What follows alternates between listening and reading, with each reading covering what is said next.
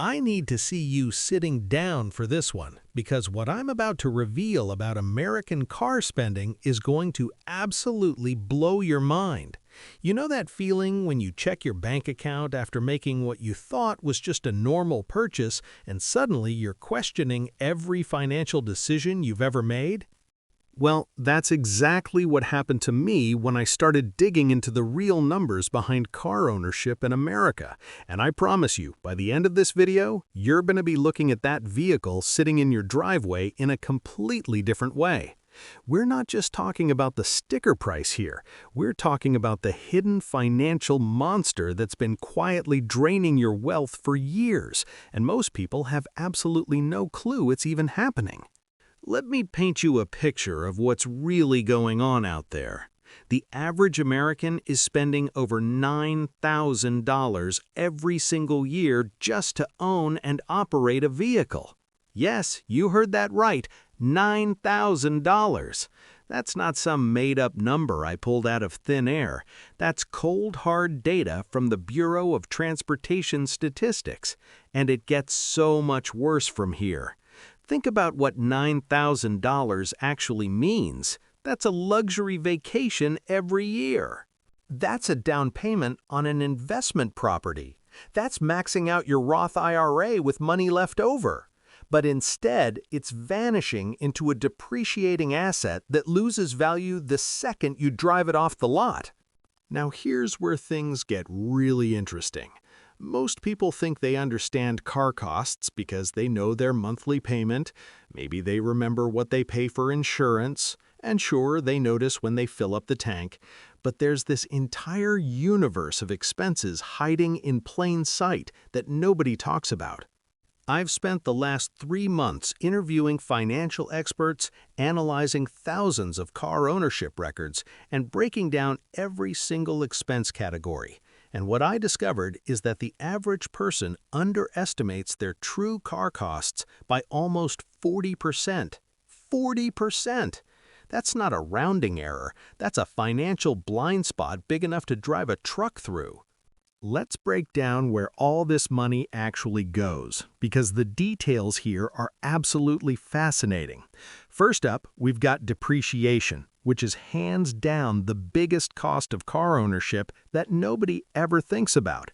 The moment you sign those papers and drive your shiny new car home, it loses about 11% of its value immediately. Not over the first year, not over the first month, immediately. But wait, it gets even more mind-blowing when you factor in the financing costs. About 85% of new car buyers are financing their purchase, and the average auto loan has ballooned to over 70 months. That's almost 6 years of payments. The average monthly payment right now is hovering around $730 for new cars, and over $500 for used cars. When you multiply that out with interest rates that have been climbing, people are paying thousands and thousands of dollars just in interest charges. I met one guy who financed a $35,000 truck at a 7% interest rate over 6 years, and by the time he paid it off, he had paid over $41,000 total. That's $6,000 just handed over to the bank for the privilege of driving that truck a few years earlier. Then you've got insurance, and holy cow, this is where things have gotten absolutely out of control lately. The national average for full coverage auto insurance is now over $2,000 per year. In some states like Michigan, Florida, and Louisiana, people are paying well over $3,000 annually. That's like paying for a second car payment every month just for insurance.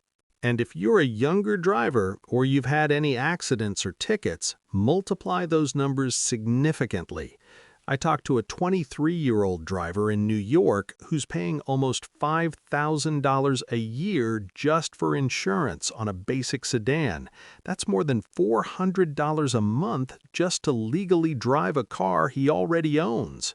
Fuel costs are the one expense people actually notice because you're physically filling up that tank.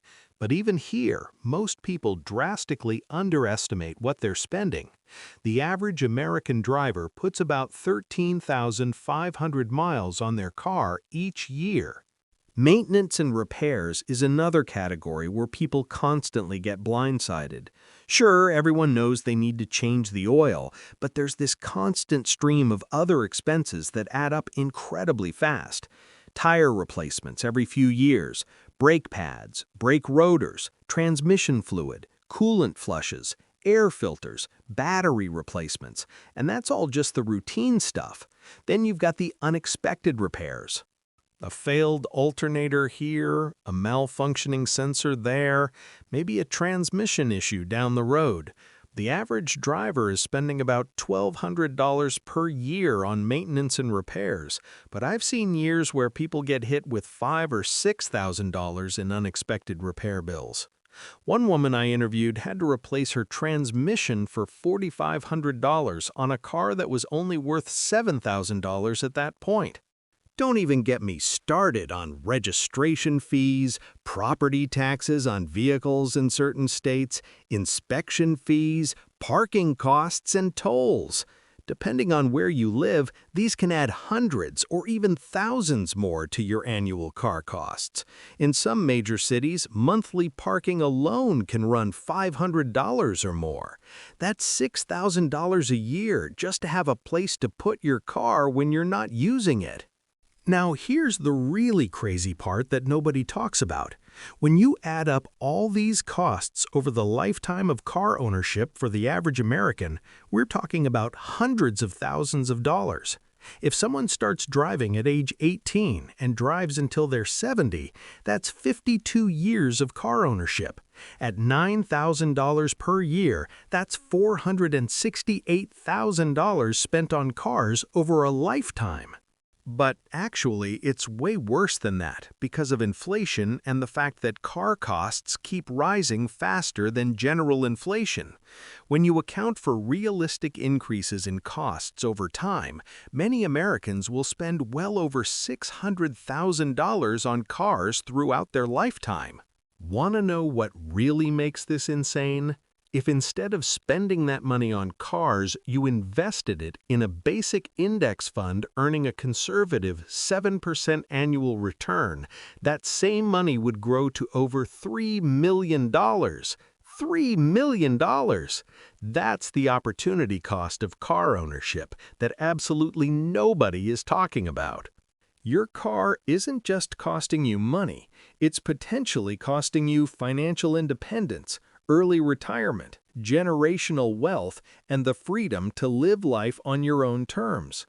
But here's where it gets even more interesting, and this is something that really opened my eyes. Not everyone is spending $9,000 per year. There's this huge range in what people actually spend based on the choices they make. Someone who buys a 3-year-old reliable used car with cash, keeps it for 10 years, does basic maintenance and shops around for insurance might spend only $4,000 or $5,000 per year. Meanwhile, someone who leases a new luxury vehicle every 3 years, carries full coverage with a low deductible, and drives 30,000 miles annually could easily be spending $20,000 or $25,000 per year on transportation. The scary part is that most people are sliding toward the expensive end of that spectrum without even realizing it. Car companies have gotten incredibly sophisticated at making expensive decisions feel normal and affordable. They market based on monthly payments, not total cost. They offer longer and longer loan terms to keep those monthly numbers looking manageable. They've convinced an entire generation that you deserve a new car with all the latest features and that used cars are somehow risky or inferior. I interviewed a financial planner who told me that car payments are the single biggest obstacle preventing her clients from building wealth. She said that person after person comes into her office wanting to know why they can't get ahead financially, and when she looks at their budget, there's a $700 car payment staring her right in the face. She has them run the numbers on what would happen if they drove that car into the ground, then replaced it with a reliable used car they could buy with cash, and suddenly they're finding an extra $500 or $600 per month to invest. Over a 20 or 30-year career, that difference alone is enough to retire years earlier. There's also this massive psychological component to car spending that nobody wants to acknowledge. We've all been conditioned to see our cars as extensions of our identity. What you drive supposedly says something about who you are, how successful you've become, whether you've made it in life. Car commercials don't sell transportation, they sell lifestyle, status, and self-worth, and we fall for it. We fall for it hard. People will justify stretching their budget for a nicer car in ways they would never justify for almost any other purchase. They'll say things like, "I spend so much time in my car," or "I work hard, I deserve this," or "It's safer," without actually running the numbers on whether any of that makes financial sense. What really drives me crazy is how this affects young people just starting out. I cannot tell you how many 25-year-olds I've met who are driving around in $40,000 vehicles while complaining that they can't afford to save for retirement or buy a house. They've been sold this idea that a nice car is just part of being an adult, that everyone has a car payment, that this is just what you do. Meanwhile, they're sabotaging their entire financial future before it even gets started. That car payment is preventing them from building an emergency fund, contributing to their 401k, paying off student loans, or saving for a down payment.